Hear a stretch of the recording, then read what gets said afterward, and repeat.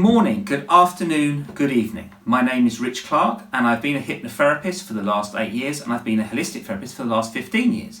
So I've already been talking about this today for Truthful Tuesday, about how to reduce anxiety. But there's also another one, and I think this is actually, once you've removed your anxiety, once you've done all the practice and so forth, is how to improve your positive thinking. So when we think of positive thinking, we always think, oh, these people are so positive, they're so fake and all this stuff. It's bollocks, right? People, that's what they think. It's not true. Positive thinking can be about how every situation comes to you and how you change it. It's like a pivot, right? So if, for example, something happens to you, your phone breaks, your phone gets stolen, and then you think, right, okay, how do I resolve that problem, right? This is positive thinking. It's about being practical and being proactive instead of reactive. And most people are reactive, not proactive. This is why people have a lot of problems in the world. Anyway, positive thinking is more than just maintaining an optimistic outlook. It's a powerful practice that can transform your mental well-being and daily experiences. This guide here, I'm going to explain, explores evidence-based techniques to cultivate and strengthen positive thinking patterns. So again, I'm going to give you some techniques. And these are things I'm explaining, which I give to clients. There's many I give, depends on the client, but this is what I would teach. So the first one is visualization technique. So your daily visualized practice is find a quiet space and spend 5 to 10 minutes visualizing your ideal outcomes. Use all your senses. So what's your 5 senses? Sight, smell, taste, touch, and hearing. Yeah? So use all these senses to make the visualization vivid and realistic. Focus on both the end goal and the process of achieving it. Now, obviously, when I do hypnotherapy, I actually help people to see these things and what they need to do if they want to get to their future life progression. Okay? But again, for visualization, just to start with, would help. Create a mental movie of yourself succeeding and feeling confident. This is what lots of life coaches do. Okay? Next one, success visualization exercise. So close your eyes and take 3 deep breaths. Now you can do all these 3 deep breaths. I've explained in the How to Reduce Anxiety about different breath formats. Close your eyes and take 3 deep breaths. Picture yourself accomplishing a specific goal. Notice the details, the sounds, the feelings, the surroundings. Again, visualization, you're thinking of it visually. Now, again, if you can't do things visually, how do you feel or how do you sense things? Yeah. Experience the emotion of success. Hold this image for 2 to 3 minutes. Now, your meditation practices, again, very similar to how you deal with anxiety, but the mindful meditation is start with 5 to 10 minutes daily. Focus on your breath. Observe your thoughts without judgment. Gently return attention to breathing when the mind wanders. So again, focusing on that breathing. I would actually suggest, if you've got a very bad attention span, is have things like a candle, have something, a focal point, because that really helps. And if you can, turn all your phones off, turn everything off so there's no notifications. And it is easily done. Everybody could do it at work, you can do it at home, you can even go to the park and just find somewhere quiet. You'd be surprised, there's even quiet in the madness of cities. I've managed to do it in India, and India's a mad place in general.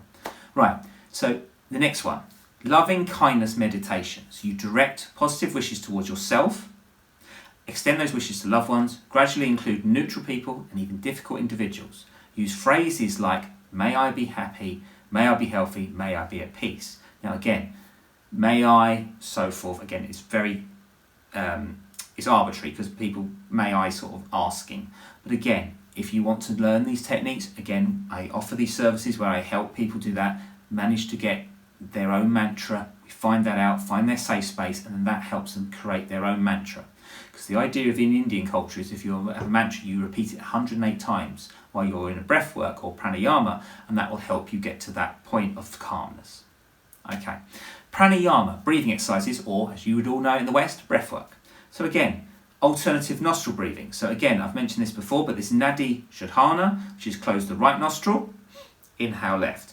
Close the left nostril, exhale right. Inhale right nostril, close right, exhale left. And you repeat this for 5 to 10 seconds. Square breathing. So with square breathing, you inhale for 4 counts, hold for 4 counts, and exhale for 4 counts. And you hold empty for 4 counts, so hold empty, and then you inhale again. Hold for 4, exhale for 4. Okay. And now with your physical exercise, mood boosting activities, 30 minutes of moderate cardio.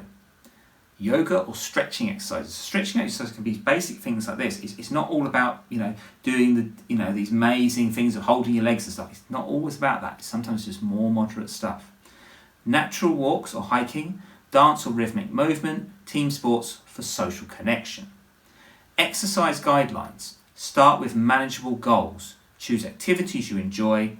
Maintain consistency. That's what everything is. Track your progress. Celebrate your small wins. And then mind mapping for the positive thinking. So what I want is creating a positive mind map. Center, right, positive thinking. Main branches, gratitude, achievements, goals, support system, and your skills and talents. And your sub branches is add specific examples to these. See, this is one thing we can do. Everybody wants the achievements and the goals, but they haven't got the gratitude of what they've got already. That's why they struggle to achieve the goals and achievements. And they actually have a support system there, and they have the skills and talents, but they have no gratitude. That is the issue with a lot of people in the West. Just an observation. Daily mind mapping practice. Create a new map each morning. Focus on different aspects daily. Use colours and images. So again, these pens are really good from Bic. Giving them a bit of a shout out here because they've got multicoloured biros. Yeah? Review and update regularly. So your additional techniques, again, is a gratitude journal, right? Write 3 things you're grateful for daily. Include small and large blessings. Be specific and detailed. Review weekly to track patterns. Your positive affirmations. Create personal, meaningful statements. Use present tense. Make them realistic and achievable. And repeat during daily activities. Your environmental optimization, right? And this sounds a bit wordy and techy, but it's not. Surround yourself with positive people. Create an uplifting workspace. Limit exposure to negative media, display inspiring quotes or images. So, how do I do that? Surround yourself with positivity. If you don't have positive people around you, then you have a support system, yeah. Or you create a system for yourself which is positive. Uplifting workspace, always have a place where nobody comes into. Limit exposure to negative media. Now, this is what I've done. Is actually I've been reducing over the last few years access to violence on TV. Hearing violence, seeing violence, so forth. That to me I don't think is very helpful. And that's the trouble is with watching the news, it's very negative. So these are just things you could do. Again, always start small. So your implementation strategy is start small, choose one technique to begin with, practice for 5 to 10 minutes a day. Gradually increase duration and complexity. Add new techniques every few weeks. Track your progress. Keep a daily log. Note emotional changes. What comes up. Record the successful moments and document challenges and solutions. Because the challenges and you can't find the solutions, that's why you come to a hypnotherapist or you come to someone like myself who can teach you guided meditation or so forth. And then the last one is maintain consistency. Again, I'm going to always say this, maintain consistency. Set regular practice times, create environmental reminders, find an accountability partner. This is what they do when they do, people do AA. Not AA, the car repair people, actual AA, Alcoholics Anonymous. They always need an accountability partner or a sponsor and celebrate small victories. So the conclusion to this is this. Developing positive thinking is a journey that requires practice, patience and persistence. So we call it the 3 Ps. Patience, practice and persistence. Yeah? By incorporating these techniques into your daily routine, you can gradually reshape your thought patterns and create a more optimistic mindset. And remember that progress isn't linear. Celebrate them small wins and be compassionate with yourself during challenging times. And again, the one thing is, try, even if it's only a little technique, try and be consistent. That will help. So until then, see you soon. And then on Wednesday is Aparigraya, which is about the detachment of life, people, so forth, right? And then as we go on, they'll be talking about things as next week. So until then, speak to you soon.